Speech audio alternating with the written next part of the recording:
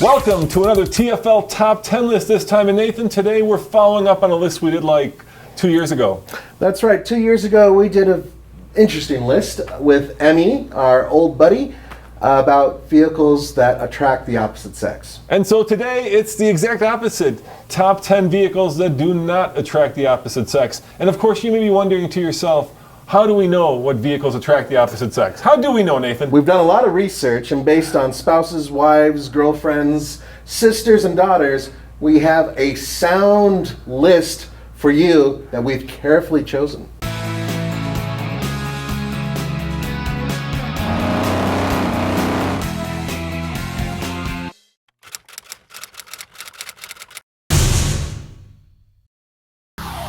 And as always, if you disagree or even if you agree with us, leave us your comments below because we want to get your opinion as well. Absolutely. So let's just cut right to the chase, dude. Yep. All right, number 10. What's number 10? The Ford Flex. What? Yep.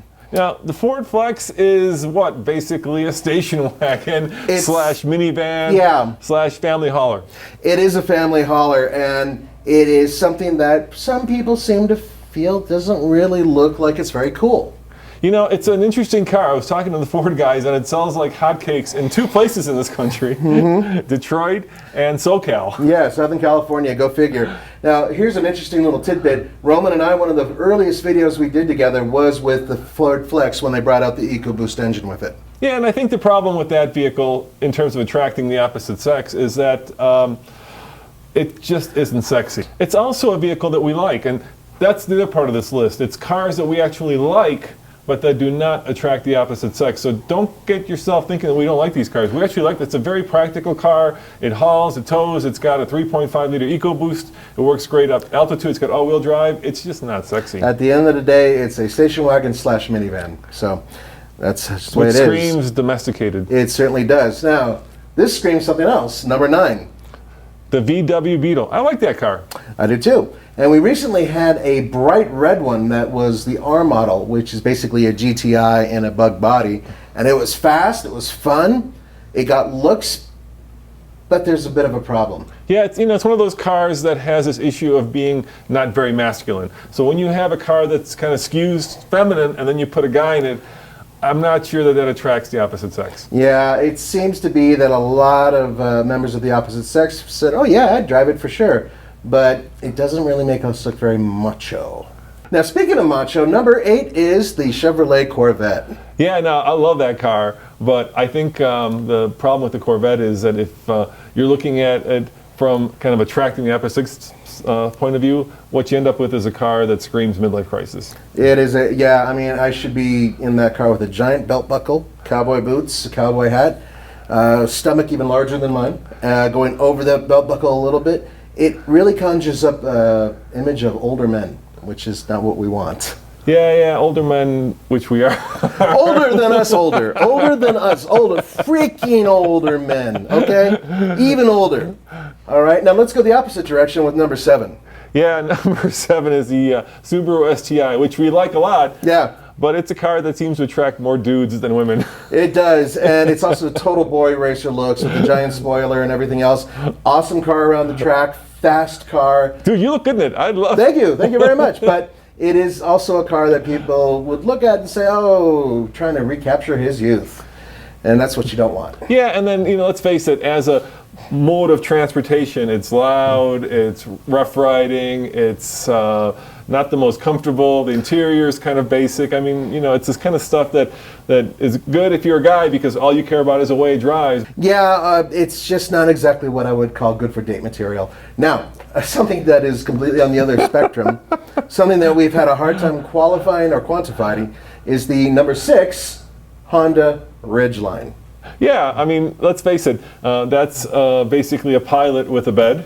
Pretty much. Right, so this is a top 10 cars that do not attract the opposite sex, and it is a car. And I think if you're a cowgirl or a cowgal, right, and you're kind of into that cowboy, then the Ridgeline just doesn't do it. If you pull up with your big Stetson on your head, and you're behind the wheel and you kind of push up the head, go, hey girl, and you're in a Ridgeline, yeah, it's not going to happen. There are a lot of really cool trucks out there that work with opposite members, but The Ridgeline, not so much. But what if the girl's looking to fuel economy and to comfort of ride? And Ridgeline does work. Yeah. But is it more about the image? Yeah. It's all. In fact, most of these cars, it's about image, and that actually brings us to number 5, a car that has a really hard time with its image. Yeah, the problem is partially the name. Yeah, it's the Kia K900. I almost said 100. K900. K900. Wow. The K9 in Korea, actually. Yeah, I know. It's just, they added 2 zeros to it here. it's a real shame that they actually came up with that name. It's just a dreadful name. It's not a horrible car. I mean, good car. they drive We like it. great. Yeah, we really do. And most people who would buy it, if anybody did, would probably be extremely old. And the other problem with it is obviously it doesn't sell, so it doesn't seem to attract men or women, at least from a showroom perspective, right? You're right. I mean, it really just lacks that pizzazz. But what's interesting is number 4. Right car, wrong because- brand. Yes, right car, wrong brand. But if we go to number 4, speaking of pizzazz, it's exactly the opposite, because it's the Dodge Viper. Yeah, yeah, the Dodge Viper. That car screams. I guess, the Dodge Viper is one of those kind of cars that if you get too close to, you will literally burn your feet off. Literally. The side Side exhausts pipes, yeah. are famous for actually getting extremely hot and frying people. It's hot, it's uncomfortable, it's loud. I guess if you're kind of a Harley chick, right, then you might find that attractive because it's got that kind of Harley vibe to it. But I think in general, it's the kind of car that most people, once they get into it and drive it more than around a racetrack, will think to themselves, "What is this?" It's basically a race car for the road. It is a race car. You know what I mean? Yeah, I think, like I said, I think it's a race car for the road, and it just looks like it doesn't belong on the road. It looks like it belongs flying around Le Mans or someplace like Right, that. and it is a badass race car. It's You a got to badass admit, race really car, yeah. good. And the next one isn't. No, the Prius. Why The don't we? new Toyota Why don't we Prius. think the Prius does not attract the opposite sex? Now, this You're a is green one. girl. You like the See, environment. that's what I want to. There are granola people out there and people Yes, who are into like the your wife. environment. Thank you. And they, I'm in trouble now. Who No. will appreciate a vehicle like that because it's saving the environment, low carbon emissions, and everything else.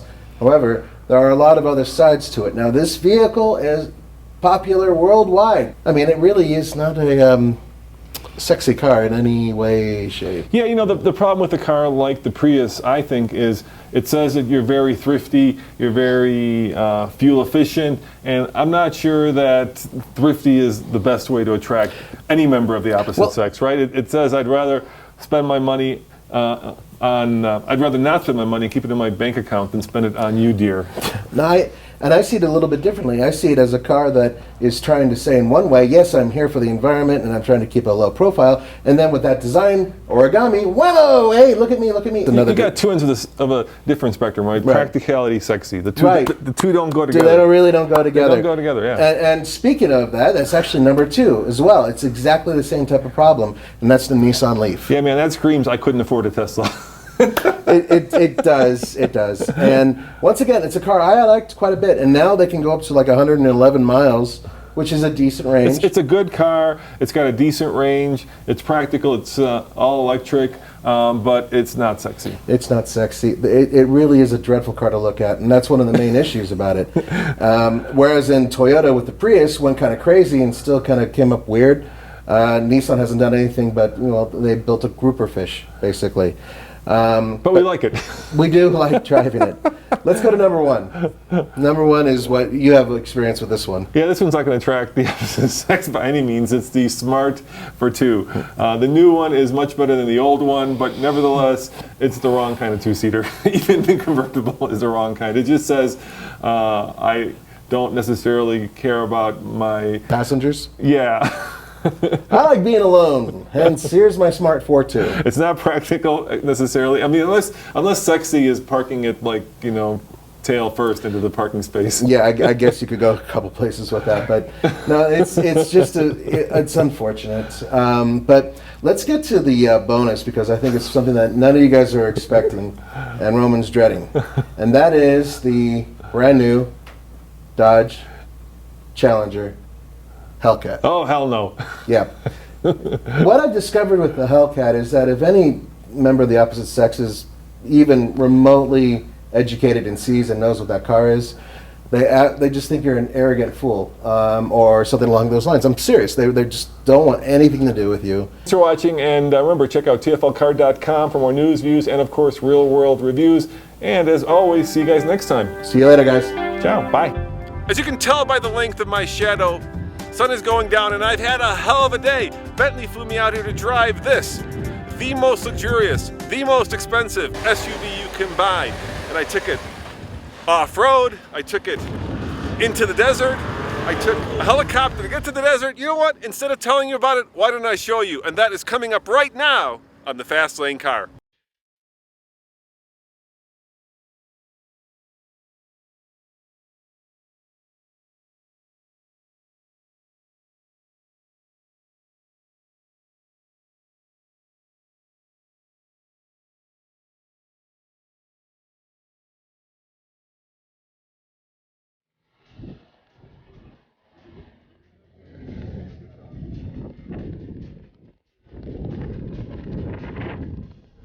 I mean, come on, this is as much fun as it gets, right? Sure. To take a car like this that, let's face it, I doubt anybody will take out here, right? Oh, I doubt it, to take yeah. a car like this and actually kind of drift it through these dunes is so much fun. Oh my